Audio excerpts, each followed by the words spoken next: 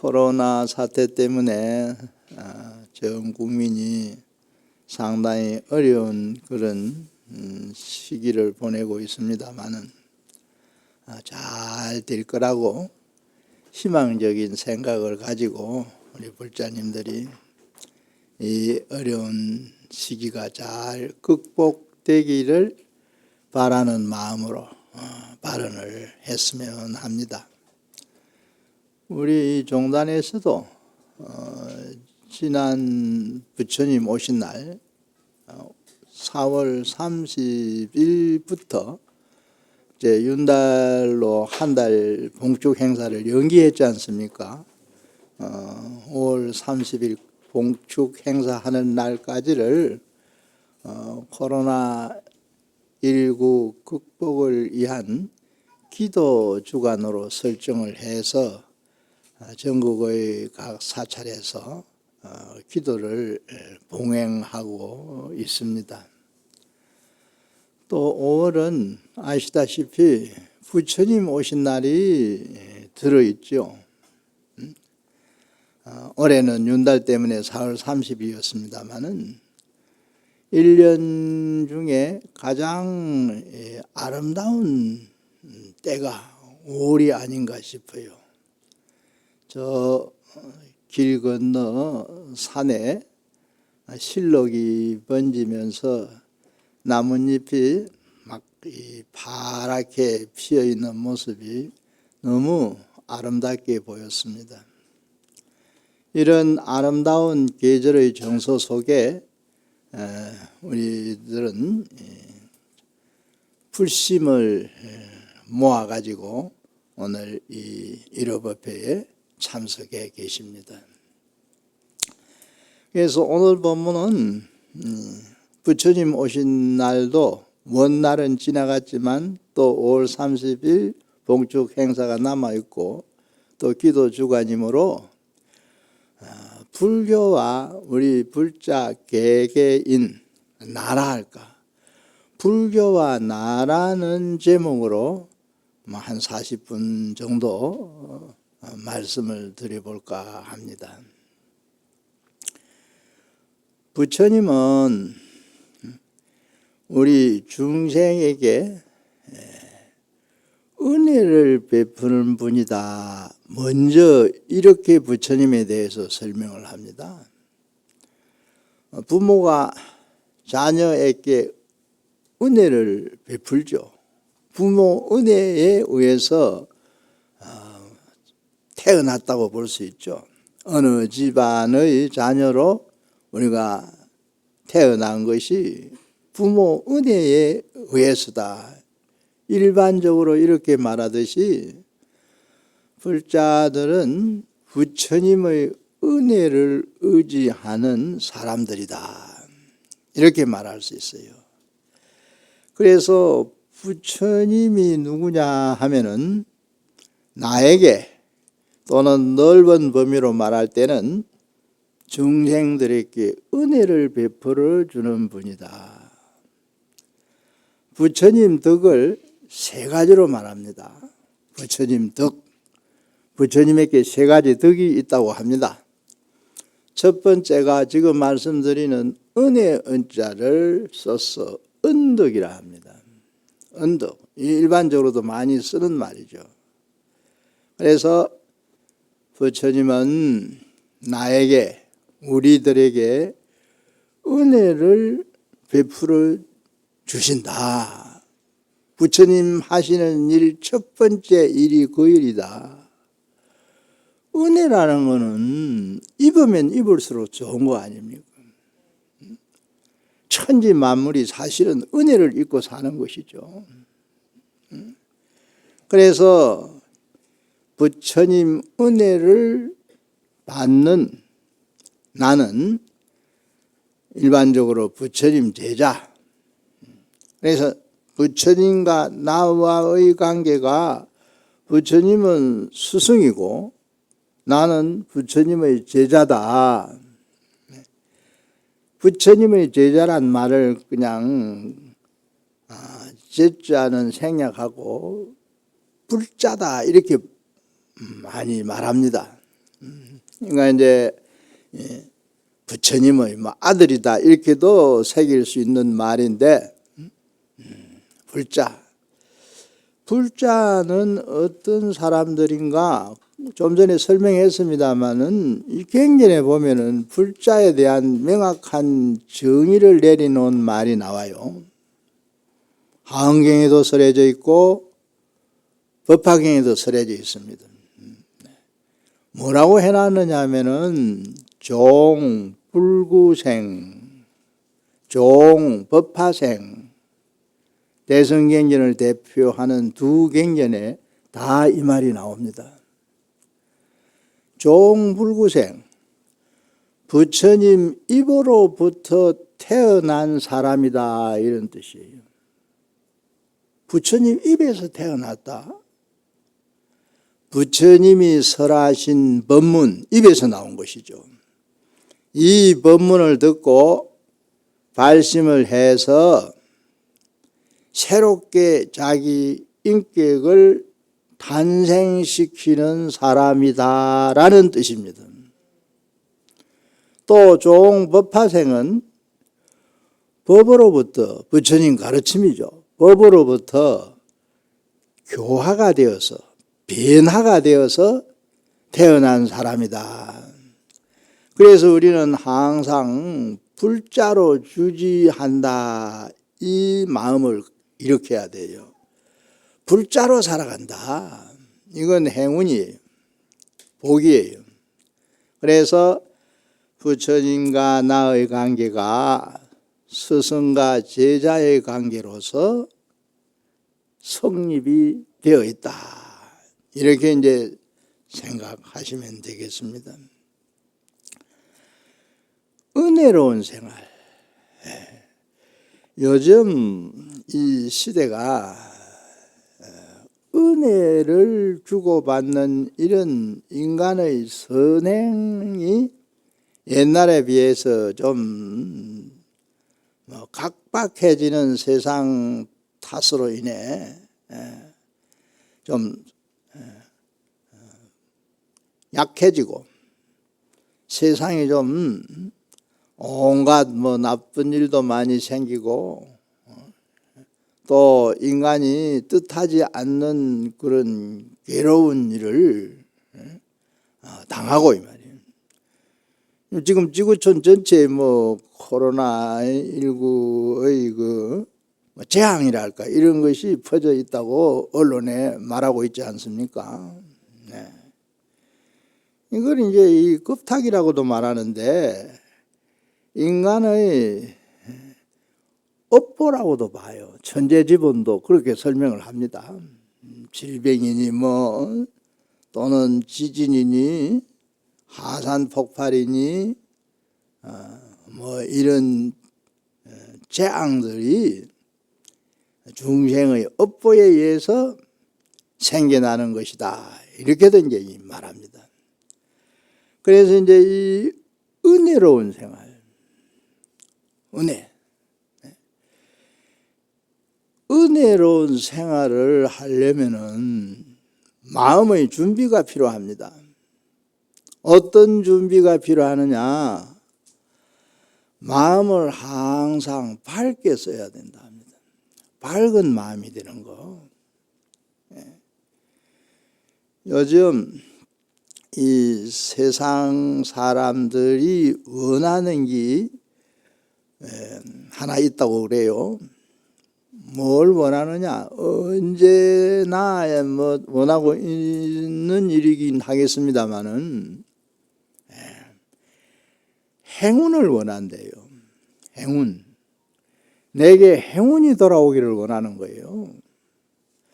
그런데 우리가 기도를 하는 것도 행운을 얻기 위해서 기도한다. 행운이 결국 복이니까요. 우리 흔히 복을 빈다 이런 말 많이 쓰지 않습니까? 복을 짓는단 말도 있습니다만은. 그래서 이제 행운을 얻고자 한다. 행운이 복이에요. 나한테. 그럼 행운이라는 게 뭡니까?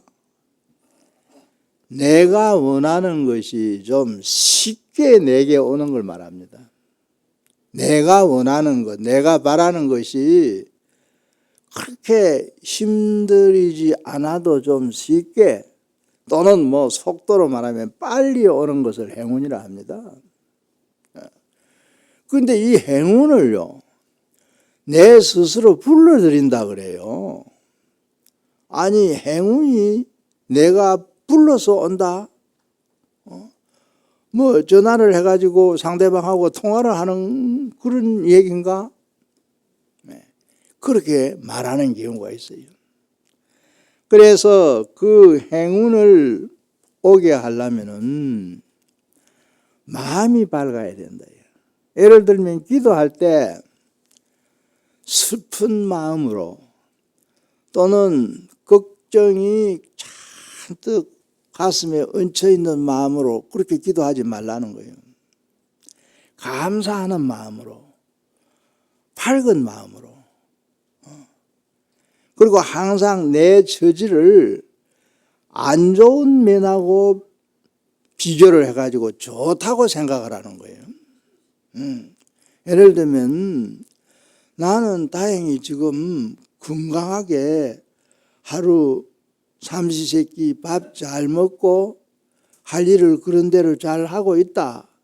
내가 만약에 몸이 아파가지고 밥도 잘 못 먹고 할 일도 잘 못하면은 얼마나 그건 안 좋은 일인가. 이런 식으로 항상 밝고 감사하는 그런 마음이 될 때 행운이 온다는 거예요. 불교로 말하면 그럴 때 기도 성취가 잘 된다는 거예요. 아기를 안고 젖을 먹이는 어머니가 있다 합시다. 품에 아기를 안고 젖 먹는 아기를 봅니다. 아기가 젖을 먹고 나서 어머니 얼굴을 보고 엄마를 보고 빵긋 미소를 지어요. 그걸 보는 어머니도 자연히 미소가 고마움이라는 거예요. 어머니 아닌 할머니도 그럴 수 있죠.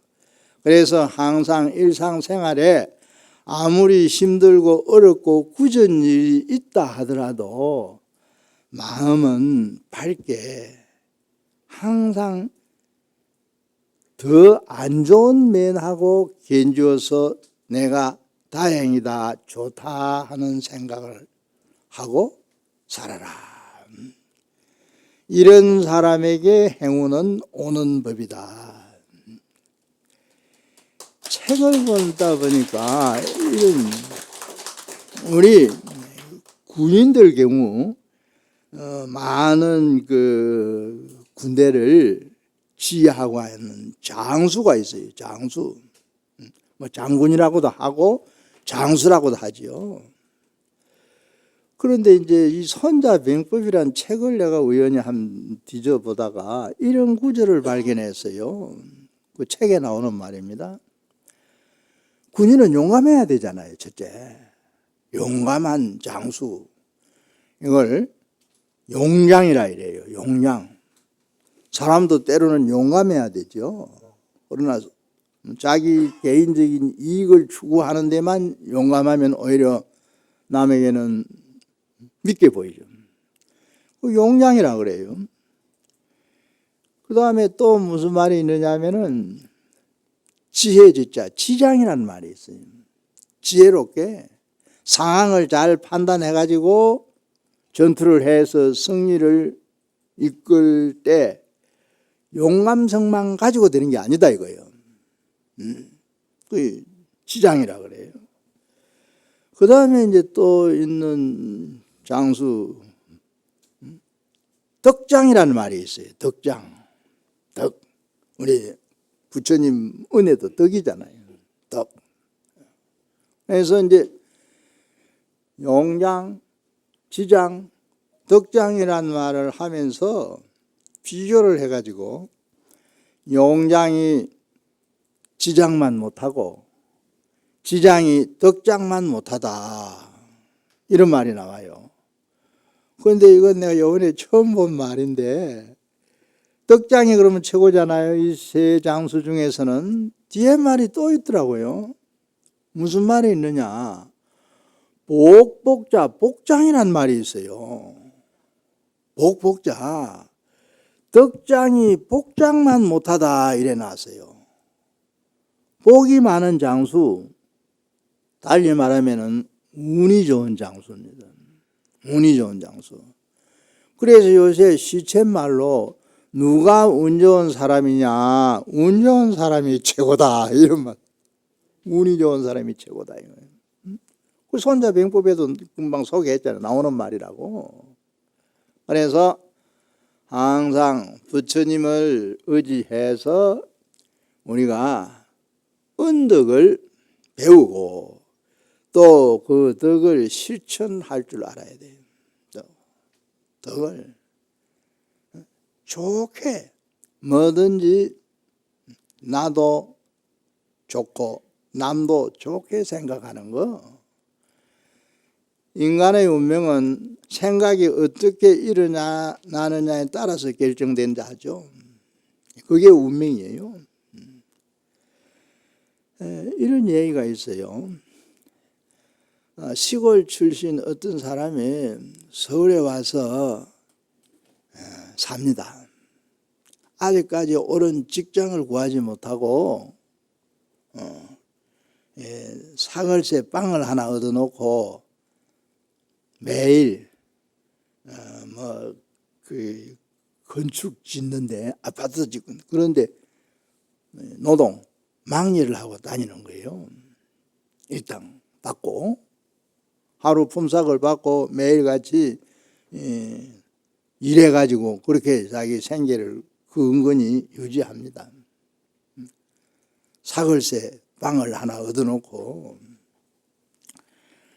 그런데 이제 시골에 어머니가 서울에 돈 벌러 간다고 갔는데 아들이 어떻게 사는 거 어찌 참 연락이 닿아가지고 내가 네 사는데 한 가봐야 되겠다.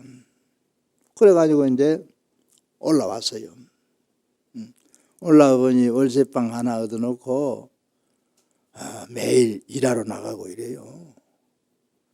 저지가 아주 딱해. 그런데 어머니가 아들이 하도 고생스러워 보여서 아들 몰래 그 방 안에 책상 위에 책이 한 권 있기에 책 속에다가 자기가 이제 용돈으로 조금 가져온 돈 20만 원을 봉투에 넣어가 책 속에 넣고 옆에 반값 모자라면 이거 보태가지고 반값 내라 이래. 그런데 아들이 상당히 호심이 깊은 아들이라 아들은 이제 어머니가 하룻밤 자고 내려가게 돼.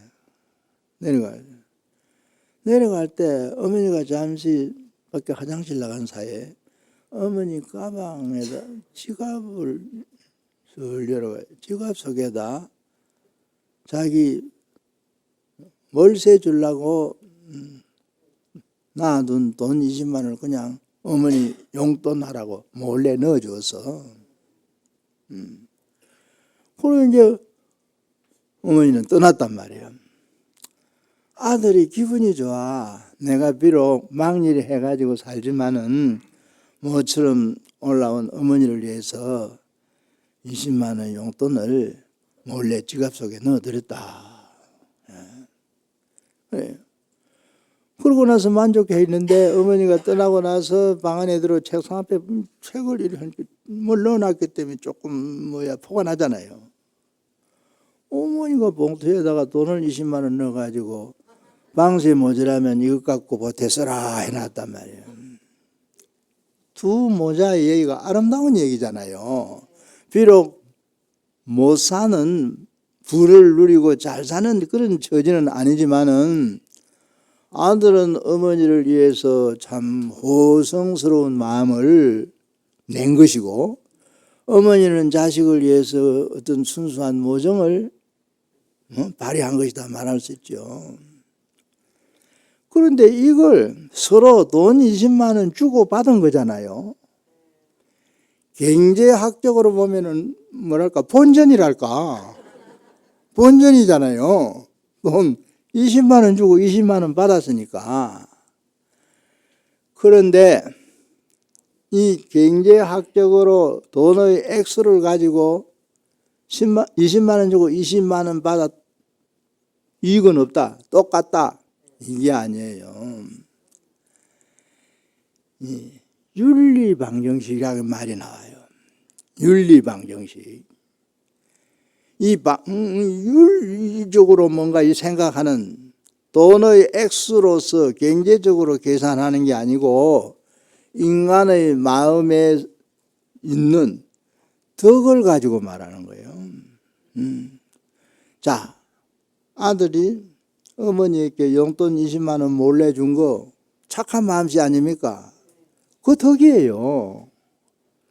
그런데 또 어머니가 아들을 생각 20만 원을 줬죠. 어머니의 20만 원이 아들한테 온 거예요. 그러면 40만 원 이익이 생긴 거예요. 40만 원, 윤리적으로 40만 원 이익이 생긴 거예요. 어머니도 마찬가지예요. 아들한테 20만 원 줘서 돈은 나갔지만은 아들을 생각하는 지극한 모성에서 덕이 20만 원치 생긴 거예요. 아들의 덕, 아들이 호심에 의해서 어머니에게 20만 원 줘 어머니에게 왔단 말이에요. 어머니도 40만 원을 번 거예요. 그럼 두 사람이 합하면 80만 원을 번 거예요. 두 사람이 합해가지고 80만 원을 벌었어요. 이렇게 생각하는 것을 윤리방정식이라 그래요. 윤리방정식. 불교가 오래전부터 대성경전 보살행을 가르치는 수많은 법문, 이 윤리방정식으로 선행을 닦기를 가르쳤습니다. 이게 이제 자리타의 공덕이 되는 것이죠. 그래서 항상 은혜라는 것은 꼭 무슨 재물이 많아 물질적으로 베풀어 주는 것만을 의미하지 않습니다. 얼굴로도 보시할 수 있다 했잖아요. 말 한마디라도 보시를 할 수 있고, 손가락 하나라도 보시를, 길을 가르쳐 주는 거 보시라 이랬잖아요. 그래서 마음을 잘 쓰는 용심, 이것이 덕을 만드는 방법으로 쓰여져야 된다. 덕을 만드는. 그래서 이제 부처님은 이러한 참 은덕을 중생들에게 베풀어 준다. 아무래도 자식이 부모가 있는 게 나은 거예요. 부모가 있는 게. 부모 없는 자식보다 부모 있는 자식이 나은 거다 이거예요. 오늘 뭐 천륜의 그 윤리로만 말하는 게 아니고 우리가 불법 인연을 맺어가지고 부처님의 은덕을 생각하고 느끼는 이 자체가 하나의 행운이 되고 축복이 되는 겁니다. 그래서 불교를 열심히 잘하면은 항상 좋은 일이 생기는 거예요. 좋은 일이. 두 번째는 이제 부처님 두 번째 지덕이라는 게 있어요. 지덕, 지혜 지자. 부처님은 어떻게 하시는 분이냐, 중생들을 지혜를 깨우치는 분이에요. 지혜롭게 살도록, 생각 하나를 바르게 하도록. 지혜. 부처님의 지혜는 강대무변합니다. 지혜라는 거는 앞서 뭐 밝음 얘기했는데 마음이 밝아지면 자연히 지혜가 생겨요. 마음이 밝아지면 지혜가 생깁니다. 그래서 될 수 있으면은 밝은 마음을 써서 상황을 나도 좋도록 하고 너도 좋도록 하고. 어느 형제간이 있었는데 아버지 제사 지내려고 형님 집에 동생이 왔어요. 요즘 뭐 제사를 조금 시간이 돼 한 밤좀 가까운 시간에 모시잖아요. 이제 다 제사 준비를 하면서 형님 집에서 얘기를 나누다가 형과 동생이 이견 차이로 그냥 말다툼이 일어나서 아버지 제삿날 저녁에 형하고 동생이 얘기를 주고받다가 의견 차이로 말다툼이 일어났단 말이에요. 생각은 누구나 자유롭게 하는 거예요. 한국 사람들이 나쁜 점이 있어요. 생각이 나오고 다르면 미워해. 왜 그래? 생각은 지 맘대로 하는 건데. 그래서 이제 제삿날 밤에 말입니다. 두 사람이 언쟁을 해가지고 형이 말이야 버럭 과음을 들여버렸단 말이에요. 형한테 떼든다고 뭐 그랬는지는 모르지만은 동생이 수그러들지 않고 기분 나쁘다. 동생도 말이야 일어나고 막 제사 안 지내고 집으로 가버렸어요. 자기 집으로. 싫어해요. 근데 나중에 뭐 설 때도 오지 않았다든가. 그때 뭐 이가 사회가 어떤 게 좋아요? 아무리 생각이 달라도 생각은 형의 생각 그대로 인정하고 동생의 생각 그대로 인정하고 형제가 사이좋게 아버지 제사를 잘 지내는 그게 좋은 거 아니에요. 그게 지혜단 말이야.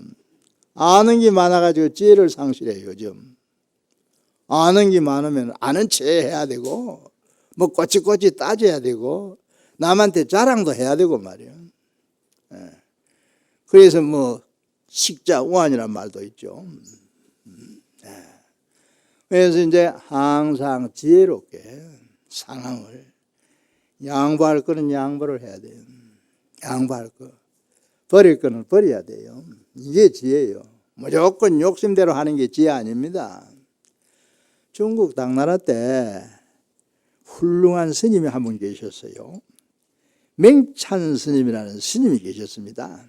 이 스님이 특이한 일화를 남겼는데 이 스님은 별명도 많아요. 게으른 스님이다 이래서 나잔 스님이라 하기도 하고 나찬 스님이라고도 합니다. 당나라 덕종 때 스님이에요. 이 스님이 항상 바보처럼 살았어요. 남이 볼 때는 똑 바보 아무것도 모르는 그냥 또 복장도 초라하게 음식도 제대로 챙겨 넣지 않고 남 먹다 남은 찌꺼기만 먹고 식탐이 전혀 없어.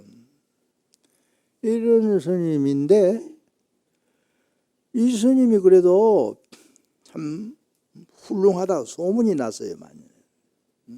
아주 그만 수행을 잘하는 훌륭한 스님이라고 명성이 널리 알려졌어요. 그래서 덕종 임금이 마침 국사로 모실 스님을 물색하고 있었습니다. 이 스님이 얘기를 들은 거예요. 그래 이제 신하를 보냅니다. 사자를 보내요. 그때 이 스님께서 행산이라는 산에 있었는데 가서 스님을 모시고 장안 궁중으로 안내해오라. 그래 갔습니다. 그래서 수소문해가지고 이제 행산에 그 스님 머무는 절을 찾아 들어갔는데 웬 스님이 마당가 한쪽에 앉아가지고 토란을 구워 먹고 있어요. 토란이라는 게 감자라고 하지만 토란입니다. 이 원래 백암록에는 나오는 나찬애우라는 그 내용이 소개되어 있어요. 물에 이제 쇠똥불에다 구워 먹었다는 거예요. 그러니까 이제 토란을 구워 하나 먹고 불에 구우면 검정이 묻잖아요. 이 과가 막 온통 새까맣게 검정이 묻어 있어. 그렇지만 코를 또 옛날 사람들은 코를 훌쩍거리잖아요. 우리도 어릴 때 코를 흘리고 이랬습니다. 코가 올라갔다 내려갔다. 이 인중이란 터널이 생겨 있는 거예요. 그런데 이제 그 스님이 왕이 덕종 임금이 국사로 모셔올 스님인 줄을 모르고 나찬 스님을 모시러 왔는데 어디 있습니까? 물어봤어요. 손가락으로 자기를 가르치는 거예요. 나찬은 나다 이 말이에요. 깜짝 놀래가지고 옛날 왕명을 전할 때는 뭐 예의를 갖춰야 된대요. 왕명을 받잡고 왔습니다. 망명을 받드는 예를 갖추십시오. 뭐 거들 두어지도 않고 말이에요. 일어서지도 않고 절할 생각 없는 거예요. 그러면서 그 사신들이 옆에 서 있는데도 거들떠보지도 않고 토랑 구워 먹는 데만 열중을 하고 있어요. 그래서 사신들이 스님, 그 콧물을 조금 닦으시지요. 훌쩍훌쩍. 이가를 좀 닦고 콧물을 좀 닦으시지요. 이제 떠날 준비를 하라는 이런 뜻이었어요. 그때 한마디. 내가 아무 아는 것도 없는데 공부한 것도 하나도 없는데 뭐 때문에 속인들 위해서 코까지 닦여서 코 닦을 필요 없다는 거예요. 더러워도 좋다는 거예요. 그래 자신들이 또 스님 출발을 하셔 궁궐로 돌아가야 합니다. 저희가 행장을 준비하는데 뭐 도와드릴 일 없습니까? 뭘 도와드릴까요? 이랬더니 그때서 이 사신들이 옆에 서가지고 오였네. 해를 가리고 있어요. 날씨가 좀 추운 겨울이었네. 조금만 비켜서 달라는 거예요. 햇빛을 가리지 말고 조금 비켜줘 주시오. 그래 이제 좀 비켜줘. 그래 놓고는 끝내 가자 하는데도 일어나지도 않고 그 사신들만 허탕을 치고 돌아왔다는 거예요. 그래 이 이야기라는 어느 스님이 산중에 수도하면서 아주 순진무구하게 왕이 부름을 사람을 보내서 했는데도 전혀 국사가 뭐야 이런 어떤 참 모습을 불교 수행적인 면에서 볼 때는 지혜라는 거예요. 쓰고 좋다 하고 그냥 권력을 맨날 국사가 되면 권력도 뭐 뭔가 좀 누린다 할까요? 뭐 이런 것도 있지 않았겠습니까? 그래서 지혜는 마음을 비울 때 많이 생겨요. 마음의 욕심을 잔뜩 담아 놓으면은 지혜가 안 생겨요. 그래서 항상 부처님은 우리 마음을 지혜롭게 마음 잘 쓰는 게 지혜입니다. 용신 공부입니다. 사실 우리가 뭐 세상 그때 시절 따라서 힘들다, 뭐 경제적으로 어렵다, 뭐 온갖 세상 탓을 많이 하지만은 아까 얘기했잖아요. 더 못한 상황을 두고 생각해 볼 때 이 문명 세계, 서울이 얼마나 세계에서 훌륭한 도시입니까? 이런 서울 시민으로 또 이 무상사 법당 안에 와서 1호 뷔페에 참석해 있고 얼마나 행복한 일이에요. 이거 대단한 일이에요. 그러니까 이렇게 항상 지혜로 마음을 텅 비우고 쓸데없는 가욕을 줄일 때 그때 내가 훨씬 살기가 편해지는 거예요. 무문선사라는 스님, 회계 스님이라고도 또 법포가 따로 있습니다만 법문에 놓은 게 있죠. 봄에는 온갖 꽃이 피고 여름에는 시원한 바람이 불고 가을에는 달이 밝고 겨울에는 흰 눈이 내린다. 이거 사시사철의 풍경을 읊은 얘기죠. 봄에는 온갖 꽃이 피고 여름에는 시원한 바람이 불고 가을에는 달이 밝고 물론 뭐 달밤은 다 달이 밝지만 겨울에는 흰 눈이 내린다. 사시의 경관을 가지고 인생에 아무 근심 걱정 없이 편안한 마음으로 살 수 있다는 그런 깨우침을 주는 법문이에요. 마음은 비워야 돼요. 음식을 먹을 때도 배불리 배가 꽉 차도록 먹으면 안 된다잖아요. 좀 비워놓고 먹어야 된다잖아요. 요새 사람들이 식탐이 많아가지고 먹고 또 먹고 이러지. 서울 사람은 안 그런다대. 그 다음에 이제 마지막에 부처님의 덕을 소개하겠습니다. 단덕이 있습니다. 단덕. 끊을 단자예요. 끊어내야 돼요. 단덕. 사람도 이거 끊을 거는 끊어야 돼요. 예. 내게 필요 없다고 버릴 거는 버려야 돼요. 그런데 아까워서 필요 없는 것도 절대 그냥 수중에 두고 지내려 하죠. 필요 없는 거, 사실 오늘 가서 집 안에 뭐 있는 여러 가지 물품이나 이거 필요 없는 거 많습니다. 그렇다고 낭비를 하라는 얘기고 아끼는 건 좋은 거냐. 필요 없는 걸 버릴 줄 알아야 돼요. 중생에게 근본적으로 필요 없는 거는 나쁜 번뇌입니다.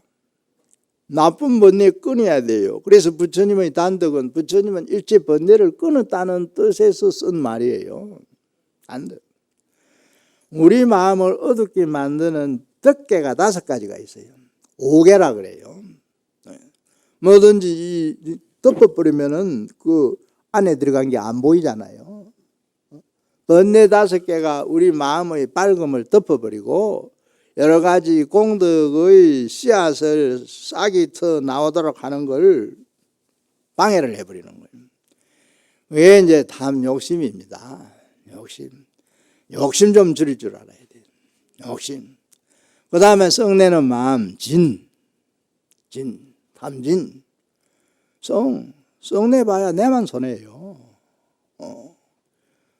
보현행품에 나와 있잖아요. 화엄경에. 한번 썩내면 앞으로 세세생생이에요. 100만 가지 장애가 생긴다 이랬어요. 그 다음에 치는 아까 지혜 얘기는 반대말치. 마음이 딱 막혀버리면 안 돼요. 마음은 터여야 돼요. 터여. 마음이 툭 터야. 산꼭대기 올라가면 사방이 툭 터이자요. 막히는 게 이 수평선으로 볼 때 산봉우리에 올라가서 사방을 둘러볼 때 막히는 게 없어요. 그것처럼 우리 마음이 툭 터여야 된다는 거예요. 육교스님도 육교단경에 도수통유라, 도는 모름지기 통해서 흘려야 된다, 이런 유명한 말씀을 남기기도 했습니다. 툭 터여야 돼요. 그런데 치심은 마음을 막아버려요. 좋은 생각이 못 일어나도록 막아버리니 구멍이 막히면 물이 못 흐르잖아요. 요새 뭐 주방에도 뭐 싱크대가 막히면 안 되잖아요. 화장실도 그거 막히면 안 되는 거예요. 물이 내려가야지, 빠져나가야지. 치. 그 다음에 만 이거는 인간이 서로 꼭 자기 쪽 혹은 자기 편, 이거 안 되는 거예요. 나도 소중하지만 남도 소중한 거예요. 그래서 나를 내세우면서 동시에 남의 입장도 배려를 해줘야 되는 거예요. 이게 배려. 그래서 잘난 체 하면 안 돼요. 마음을 낮춰야 돼요.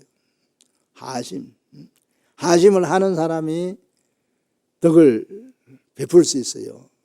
덕 불고 필륜이라는 공자님의 유명한 말씀이 있잖아요. 내가 겸손하게 처신을 하면은 상대방이 언젠가 나를 도와줄 때가 온다는 거예요. 내가 오만하게 처신을 하면 나가 안 도와줍니다. 내가 하심을 해서 겸손하게 처신을 하면은 언젠가 나를 도와줄 기인이 나타난다는 거예요.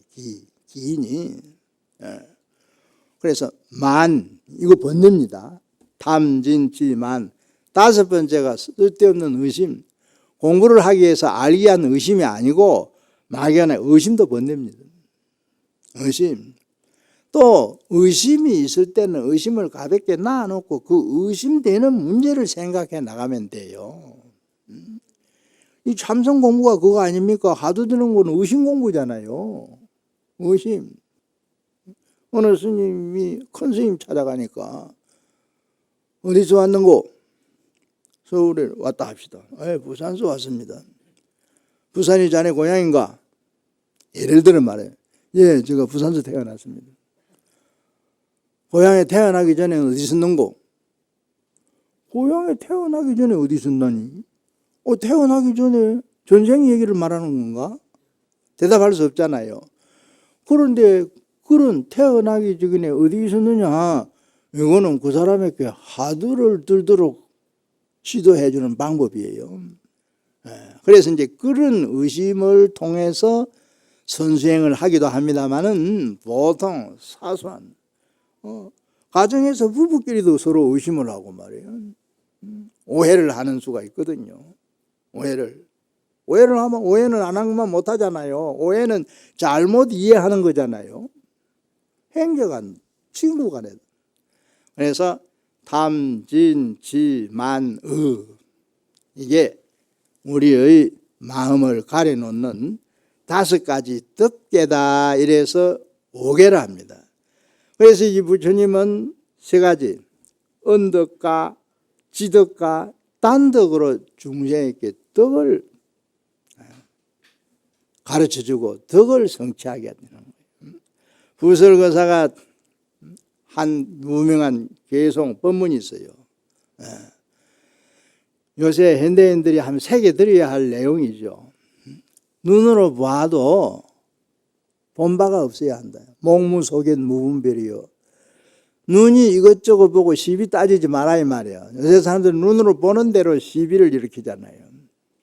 목무 속에 눈으로 보는 바가 없으니 시비할 게 없고 이청무성이라 귀로 소리 없는 걸 들어. 귀로 들어도 소리가 없다 이 말을.